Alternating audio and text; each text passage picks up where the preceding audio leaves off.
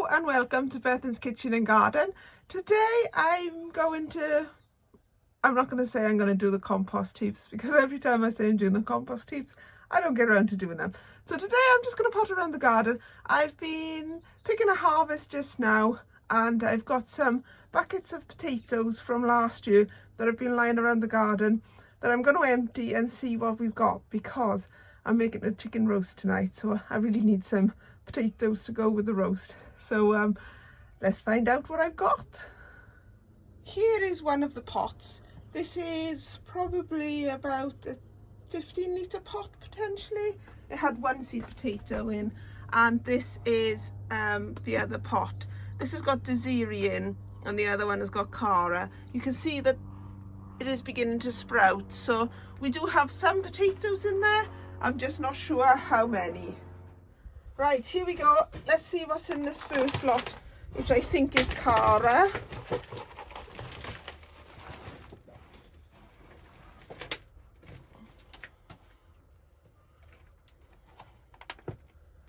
This is really wet. I should have put it inside for a week or so, just so it's not quite so wet, but never mind.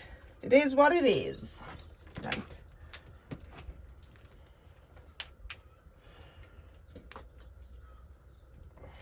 Haha, we do have something.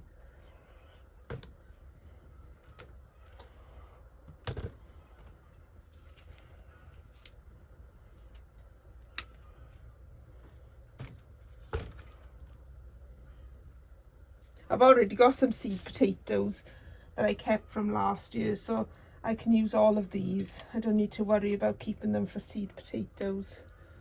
They look okay. This one is very manky, so I might be able to use the top half. Put the worm back. Right.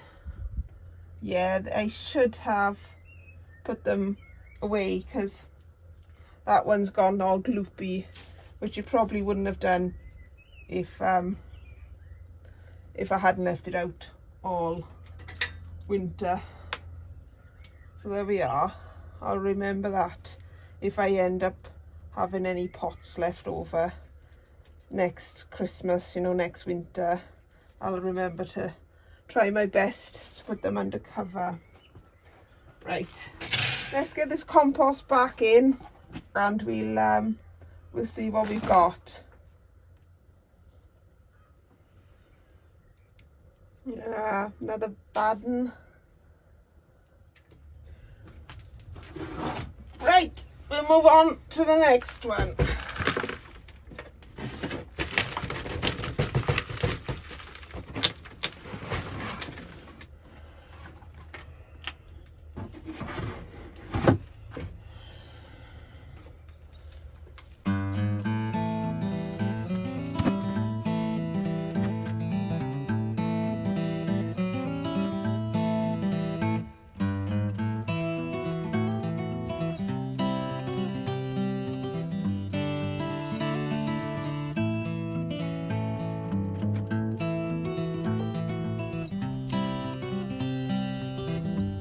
Another couple of squidgy ones here, which is a shame. Funny how some stay solid and some go squidgy, isn't it?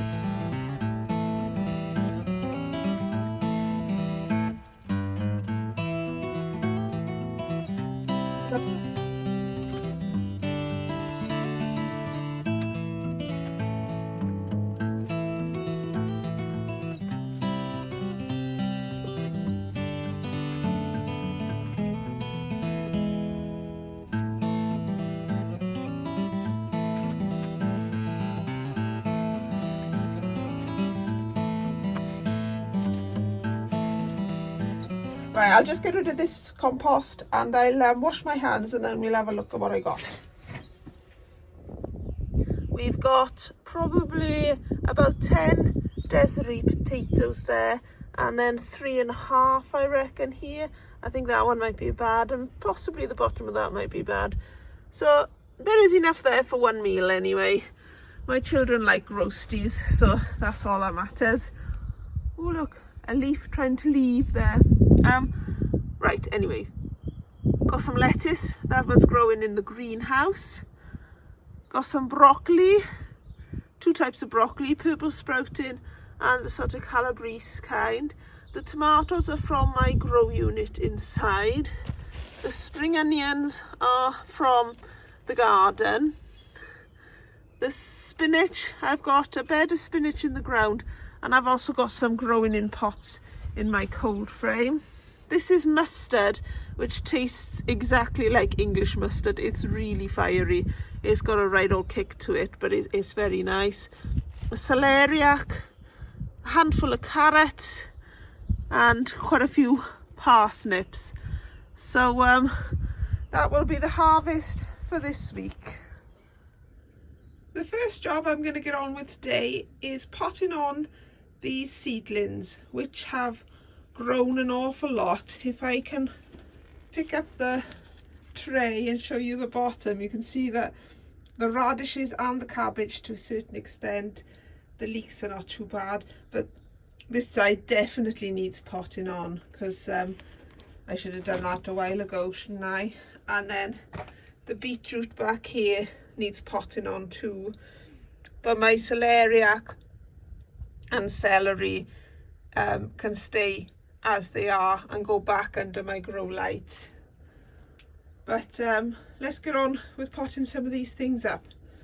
So I'm going to start with these radish. What I'm going to do with the radish is the pots that I had my potatoes in that I emptied, I'm going to use to pot on my radishes. So I'll just top them up with some bloodfish and bone and a bit of fresh compost into the old compost, and I'll just pot those on top and grow them on in here in the greenhouse. And then my cabbages, I've planted 2 per cell, so I need to pick out the strongest one and take away the weakest one and pot them on as well. My spinach, I've had poor germination on this spinach for some reason, and it was fresh seed, I believe. So we've just got 4 spinach plants there, but that they will need potting on as well. The basil will go into the self-watering trays, or pots rather, and they will grow on in my house under the grow lights, and my leeks will be rehomed into bigger pots and they will come out into the greenhouse. They don't need to be under the lights anymore. And my beetroot will be potted on into bigger size pots, and they'll just sit on my windowsill in the house for a few days while they get used to being potted on and out of the grow lights, and then they'll come into the greenhouse.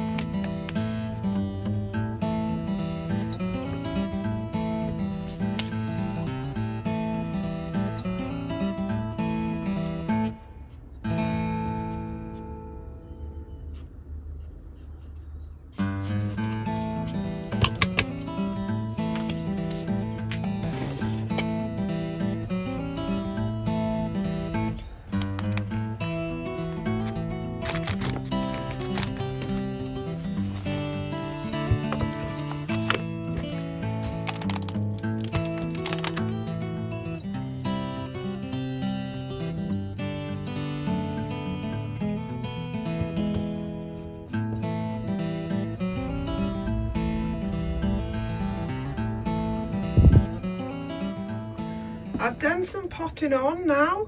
I was going to do some more planting or sowing, but I'm running out of space, so I need to sort out this set of shelves, because where it's propped against this radish pot, I'll pull it away, you can see that it's broken at the bottom, and a lot of them on this shelf are a bit like that. So I thought if I got a couple of timber battens and run them down the sides, that should hopefully keep them in place and give it some more rigidity, so I can then put my leeks and beetroot seedlings and other things onto these shelves, because at the moment losing that working space is really like holding me back a bit. Here are the set of shelves. I've just brought them outside to work on, and if I can just show you, it's kind of like these brackets here have broke, so when the pole fits in it, it doesn't have the rigidity to hold it in place, so it's buckling. So I thought if I got a piece of timber or a couple of pieces of timber and run it all up onto the four sides to make a sort of frame, I could then use some pipe clips to hold that in place to the timber, which will then hopefully give it some more rigidity, and I can keep it going for a little bit longer.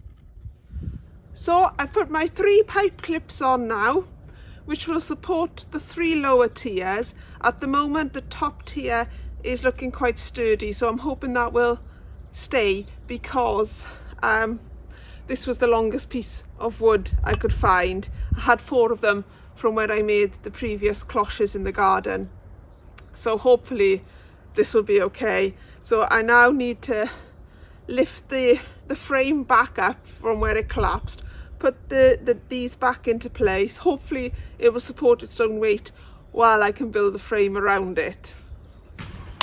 Fingers crossed.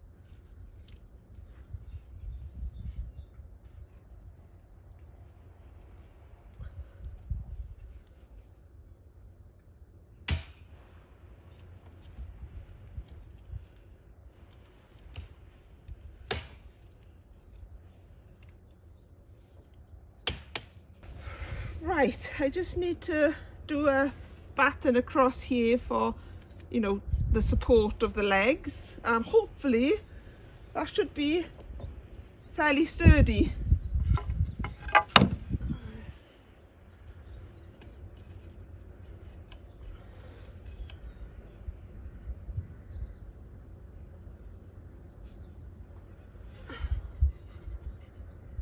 Oh, look at that, look. Made to measure, that one. Right, me. Right. Try and support that shelf there, I suppose. Right, I think I'll just get my drill because this wood has been out for ages. So there's more chance of it splitting. So I think I'll just do a pilot hole, which may still split, but it's better to do that than split it straight away.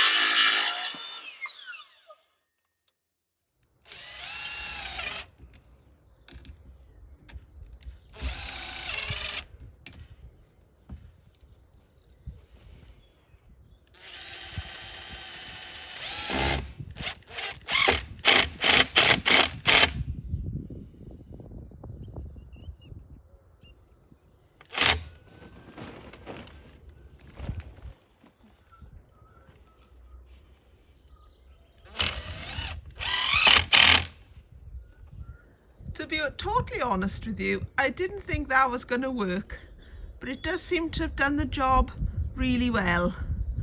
Let me just lock this off and go and give it a shake so you can see how stable it now is.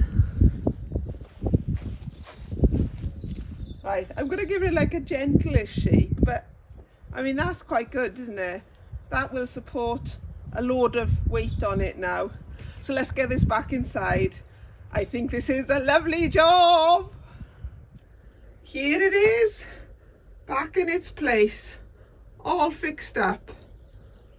I'm really pleased with that. I don't move the shelf in and out very much, but I do put it outside the greenhouse during the summer so that I can grow some tomatoes or whatever I'm growing in the place where the shelves are. So I'm really pleased to have done that. It means I've got a bit of extra a couple of years out of it now, so that's great.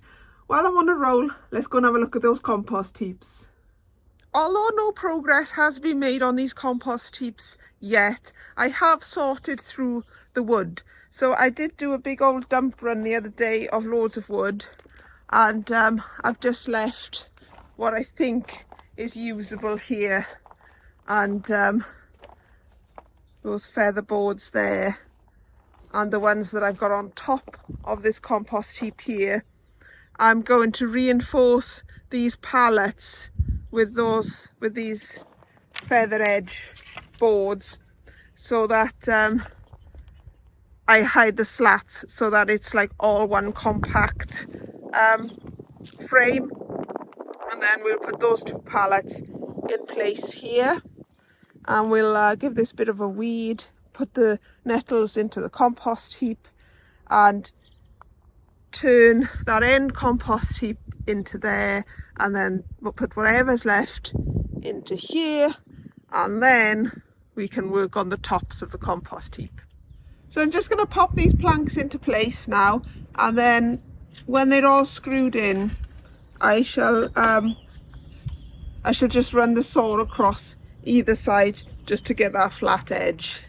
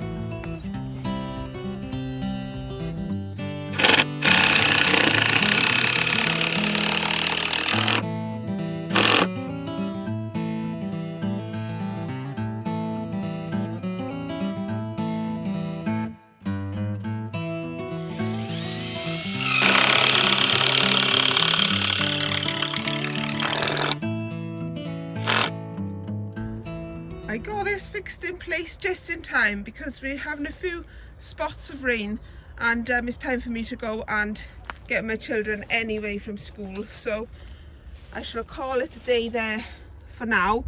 But what I need to do now is I just need to pack the earth underneath here so it's got more support. It's exactly what I did with the other sides when I built them. I had to pack up the end corners, as it were.